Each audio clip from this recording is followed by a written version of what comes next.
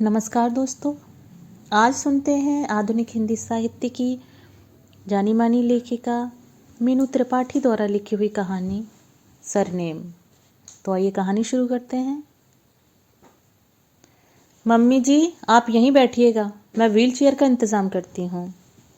अपनी सास का बुझा चेहरा देखकर आरबी उन्हें समझाती हुई बोली, मम्मी जी यहाँ स्टेशन में बहुत चलना पड़ता है, आप बेवजह तंग हो जाएंगी। अरे फिर भी अब इतना भी न चल सकूं तो? हेमलता के कमज़ोर शब्दों पर आरबी अड़ गई। अरे मम्मी, आप तो मज़े से व्हील चेयर पर बैठो, पापा और मैं आपको लेकर जाएंगे। थोड़े दिन की बात है, ऑपरेशन के बाद देखना आप इसी स्टेशन पर अपने पैरों पर चलकर आएंगी और मेरठ जाएंगी। यह सुनकर मायूसी से हेमलता हथियार डालती सी बोली, जा ले आ व्हील चेयर। हेमलता की मनोदशा केदार से छिपी नहीं थी। जिस स्त्री ने घर भर की धुरी बनकर जीवन जिया हो, वह घुटनों के कारण इतनी असहाय हो जाए कि चलने फिरने के लिए व्हील चेयर का सहारा लेना पड़े, यह दुख किसी पहाड़ से कम नहीं था। व्हील चेयर के साथ बाहर निकलते ही संयम दिखा तो हेमलता केदार के चेहरे खिल गए। आरबी शर्मा आपको संभाल कर लाई या नहीं?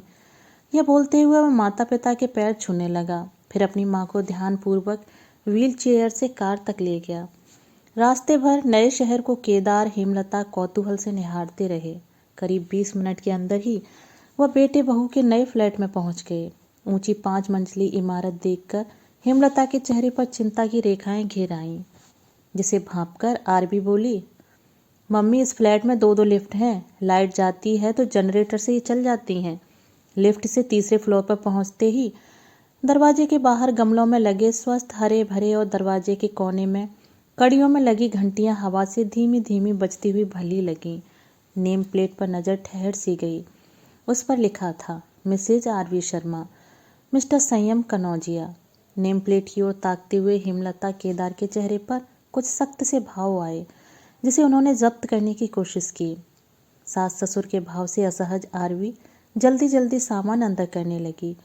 सुरुचिपूर्ण ढंग से सजा घर हर एक कोना आरवी की रचनात्मकता को दर्शा रहा था। अपनी अटैची और बैग के पीछे पीछे हेमलता केदार एक कमरे में गए तो आरबी बोली, मम्मी यहाँ बालकनी है, वहाँ से नीचे बना पार्क दिखता है और ये अटैच बाथरूम। आप लोग हाथ मुंह धो लो, फिर चाय पीकर घर देखना। उसके चेहरे पर उत्साह झलक रहा था।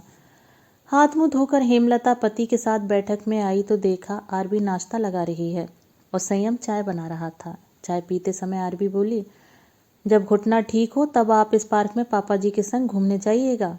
यह सुनकर हेमलता मुस्कुराकर बोली, घूमने फिरने के लिए तो मेरठ ही ठीक है, वैसे भी अगले हफ्ते तुम कनाडा जा रही हो, क्या घूमेंगे पार्क वार्क, कौन सा यहाँ बसेरा डालना है। यह सुनते ही आरबी और संयम एक दूसरे का मुंह ताकने लगे तो हेमलता ने अपनी बात पर गौर किया कि कहीं बेध्यानी में वह गलत तो नहीं बोल गई, पर उसने यह बात किसी गलत नीयत से नहीं कही थी, साफ मन से यह बात कही थी। इसमें झिझकना कैसा? पूरे 3 साल के लिए बेटा कनाडा जा रहा है तो जाहिर सी बात है बहू भी जाएगी ही। शाम को संयम ने जबरदस्ती उन्हें फ्लैट से नीचे उतारा, पर एक चक्कर में ही हेमलता के घुटने ने साथ छोड़ दिया, इसलिए केदार उसे ऊपर ले आए। घंटी बजाते बजाते एक बार फिर नेम प्लेट पर नजर पड़ी, मिसेज आरबी शर्मा, मिस्टर संयम कनौजिया। उफ, कैसा अटपटा लग रहा था, चेहरे पर तनाव सा आ गया। आरबी संयम कनौजिया भी तो हो सकता है, पर आजकल की यूथ का क्या कहें, अपने अस्तित्व का झंडा लेकर खड़े हो जाते हैं हर जगह। रात को विचारों में डूबी हेमलता ने सहसा करवट बदली। नई जगह होने से नींद नहीं आ रही थी। रह रहकर नेम प्लेट आंखों के सामने घूमती रही। नेम प्लेट से बंधे तार उसे 1 साल पहले हुई बेटे की शादी की ओर ले गए, जब आरबी बहू बनकर घर आई थी। हेमलता ने नोटिस किया था कि वह किसी बात पर संकोच नहीं करती थी। कोई उससे कुछ पूछता तो वह बड़ी बेबाकी से बात करती। कभी कभी उसे अटपटा भी लगता जब वह किसी रीति रिवाज को देखकर प्रश्न भी पूछ लेती, क्यों होती है, क्या होता है। सरीखे प्रश्नों पर झल्लाकर संयम की ताई जी ने कटाक्ष भी कर दिया था कि बहू, ये रस्में पीढ़ियों से होती आ रही हैं, हमने निभा दी बिना किसी सवाल के, सो क्या जाने क्यों होती हैं, बस होती हैं। यह सुनकर आरबी ने चुपचाप बाकी की रस्में पूरी की। हेमलता नई बहू की साफगोई और उत्सुकता को समझती थी, पर वह अपने किसी रिश्तेदार के सामने कोई हास्यास्पद स्थिति नहीं चाहती थी। घर में नई बहू के आने की गहमा गहमी में केदार की दोस्त की पत्नी, जो शादी में किसी वजह से नहीं आ पाई थी, वो नई बहू से मिलने घर आई। आरंभिक बातचीत के दौरान उन्होंने आरबी से सहज प्रश्न किया, क्या नाम है तुम्हारा?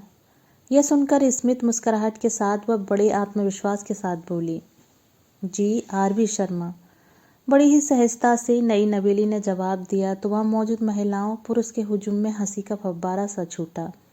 तभी किसी ने हंसकर कहा, अरे अभी आदत नहीं है ना, इसलिए बेचारी आरबी कनौजिया की जगह शर्मा बोल गई। हेमलता की जेठानी बोली, शर्मा तो मायके का सरनेम है। अरे अब तो ये सरनेम भुला ही दो बहुरिया, अब तो सरनेम पति का ही लगेगा। संयम कनौजिया की पत्नी आरबी कनौजिया। इस प्रकरण को संयम की भाभी ने संभालते हुए कहा, अरे चाची, जब मैं आई थी ना तब बड़े दिनों तक मोहंती बोली जाती थी, फिर कनौजिया की आदत पड़ी। कोई ना, इसे भी आदत पड़ जाएगी। पर दीदी, आरबी के साथ कनौजिया, शर्मा ही रहने दें। आरबी के कहते ही सबकी त्योरियां चढ़ सी गईं। तभी संयम बोल पड़ा, हाँ एक्चुअली तुम्हारे नाम के आगे शर्मा सरनेम ही सूट करता है। वैसे जब इतनी उम्र इस सरनेम के साथ गुजारी है तो आगे क्या दिक्कत है? यह सुनते ही मानो सबको बिच्छू डंक मार गया। इस बात पर घर में जंग सी छिड़ गई। बड़ी बूढ़ियां नाराज थीं।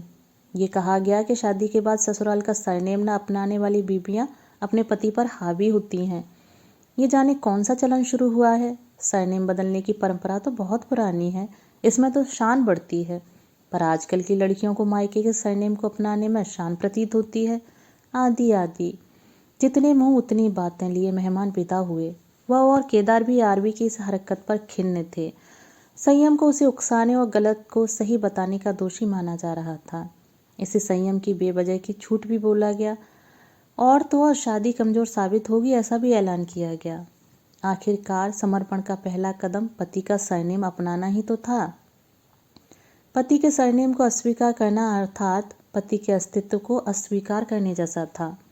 घर में मचे इस घमासान पर संयम चिढ़ गया, पर आरबी ने आरबी शर्मा कनौजिया लिखकर रास्ता निकाला तो बेवजह इस मुद्दे को दिए तूल पर चिढ़ा संयम कनौजिया शर्मा लिखने लगा।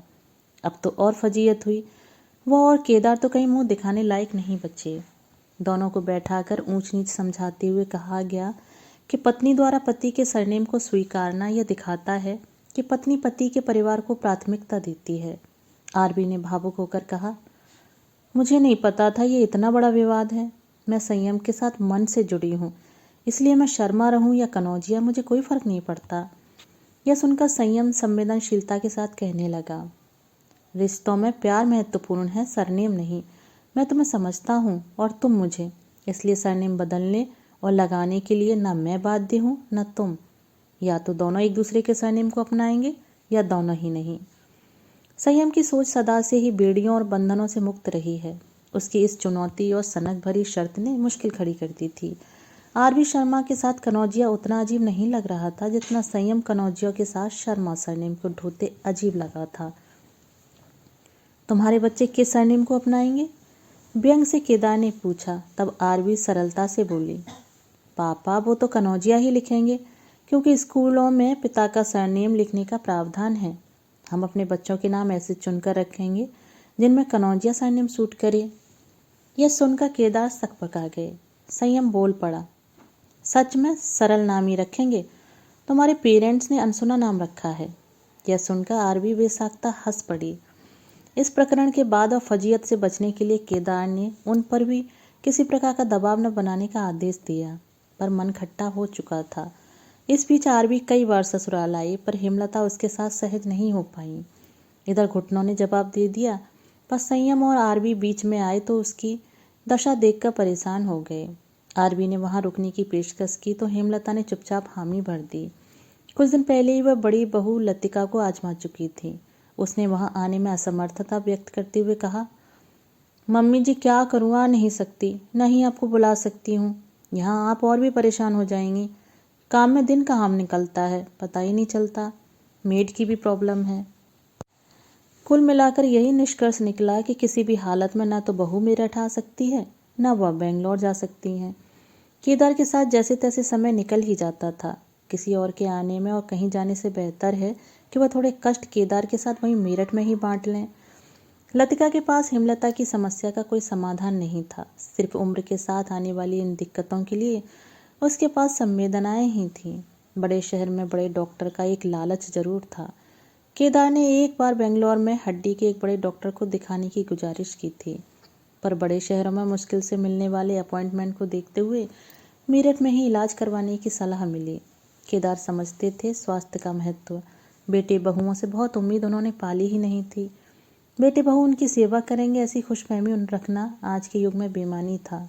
ऐसे में जब संयम ने माँ को पूना के एक प्रसिद्ध डॉक्टर को दिखाने का मन बनाया तो केदार तुरंत राजी हो गए। आनन फानन में ही घुटने के ऑपरेशन की बात भी तय हुई। संयम को ट्रेनिंग के लिए 2 हफ्ते के लिए हैदराबाद जाना था, सो आरवी ने ससुराल जाने का मन बना लिया। वहीं से पूना के डॉक्टर से अपॉइंटमेंट फिक्स हुआ।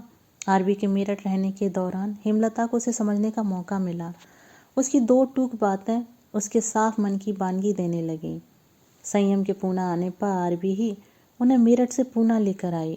हेमलता, केदार डॉक्टर कानन से मिलने का बेसब्री से इंतजार कर रहे थे, लेकिन संयम आरवी की ओर से 3 दिन बीत जाने पर भी डॉक्टर कानन से मिलने मिलाने का कोई संकेत नहीं आया। और तो और जाने अनजाने नव दंपति परिहास में एक दूसरे को उनके पूरे नाम से पुकारते थे, अर्थात संयम कनौजिया या फिर आरवी शर्मा। केदार टोकने से खुद को रोक लेते, पर उनके मुख के भाव अपनी आपत्ति छिपाने में असफल हो ही जाते। हेमलता केदार को समझाती, जब नई रीत चला ही ली है तो ना टोका करें बच्चों को। बेकार में बुरा लग गया तो बचा कुचा प्रेम भाव भी चला जाएगा। 3 साल के लिए कनाडा के प्रवासी होने जा रहे बहू बेटे अपना प्यार लुटा रहे हैं तो थोड़ा समय के लिए सब कुछ भुलाकर उसका लुत्फ क्यों न उठाया जाए।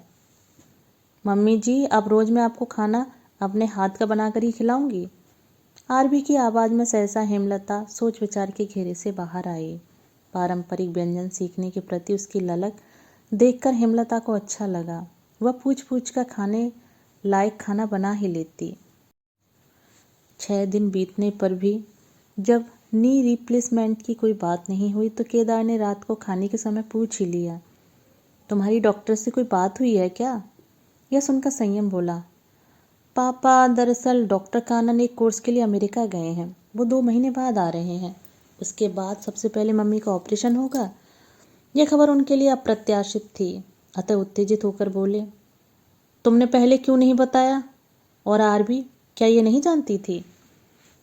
यह सुनकर संयम हंसते हुए कहने लगा, पापा मुझे पिछले हफ्ते ही पता लग गया था।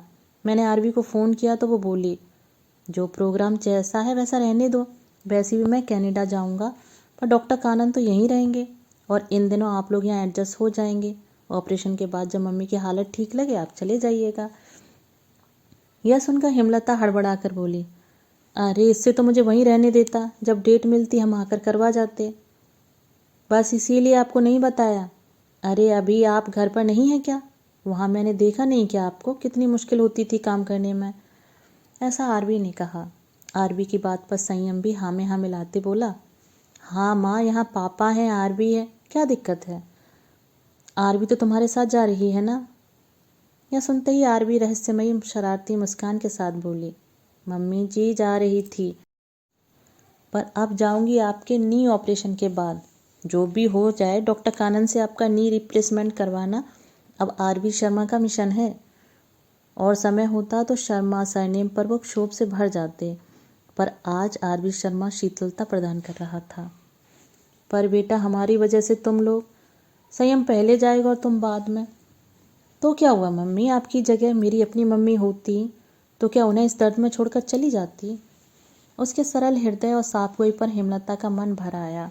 उसके प्रति मन में सूखी भावनाएं आंसुओं से भीग गईं। हे भगवान, आप कितनी इमोशनल हैं, कहते हुए उसने हेमलता को गले लगा लिया। वहीं हेमलता की आंखों से बहते आंसू मन में पाले पूर्वाग्रह को बहाकर मन से निकालते रहे। जानती हैं मम्मी, आज मुझे बड़ा अच्छा लग रहा है। ऐसा लग रहा है जैसे पहली बार मैंने आपको माँ के रूप में पाया हो। यह सुनते ही हेमलता अपने में सिमट गई। सच तो यही था कि उसने आज ही तो सच्चे मन से बिना किसी संशय या पूर्वाग्रह के आरवी शर्मा को गले लगाया था। मन को मन से राहत मिलती है। 16 आने सच, इस सत्य की अनुभूति आज उसे हो गई। आज उसे आरवी शर्मा और संयम कनौजिया पर गर्व हो रहा है।